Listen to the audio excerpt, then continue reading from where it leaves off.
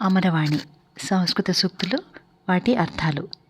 ఇవాల్టి అంశం కాళిదాసు సూక్తులు. మొదటిది, యాజ్ఞా మోఘ వరమధిగుణే నాథమే లబ్ధకామ. అంటే అధముణ్ణి యాచించి కోరిక తీర్చుకోవడం కంటే గుణవంతుణ్ణి యాచించి వరం పొందకపోవడమే మేలు. రెండవది, స్వజనస్య హి దుఃఖమగ్రతో వివృతద్వారమివోపజాయతే. దుఃఖంలో ఉన్నవారికి తమవారు కనబడగానే దుఃఖం పెళ్ళుబికి వస్తుంది.